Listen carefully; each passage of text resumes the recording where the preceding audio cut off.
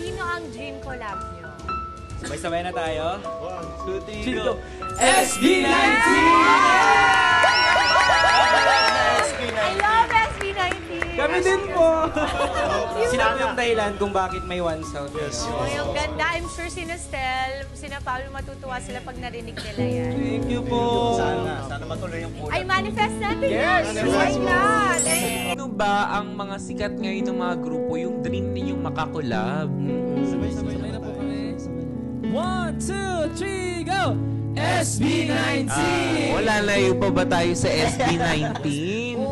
May na-meet na kayo na mga P-pop na iniidolo nyo? So far po wala po. Sinong gustong-gusto nyong unang ma-meet? 1, 2, 3, go! SB19! Ay, antara. Siyempre, di ba? The kings of P-pop. Yeah. Pero nung nagsimula kayo, meron ba kayong naging idol? Yung someone na talagang makikita nyo na, ay, gusto namin maging ganito. Yung, may ganun, di ba? Minsan, when you're starting sa industry, meron kang pinipeg. Yes po. May ganun ba kayo? Yes. Tara, let's go. Sabay na lang siguro. Sabay? SB19! I knew it! Yes po. Tama ang hula ko. And yung kada training po namin, yung song nila yung palagi namin tinutugtog doon sa sa studio para ma-uplift yung Something spirit. with SB19 na talagang masasabi niyo na, ay, sana maging ganyan tayo sa future. Kasi ang gagaling talaga nila. Yes, yung super.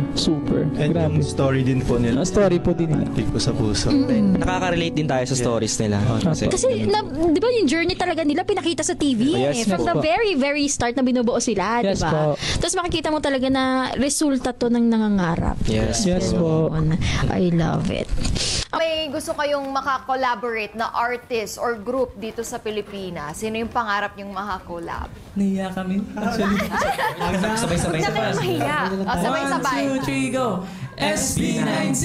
Ay, SB19. Hindi malayo yan. Alam nyo bang nag-guest sa Net25 yung SB19 bago sila talaga sumikat? Diba? Malay nyo, next time. Diba? Basta kapit lang sa pangarap. At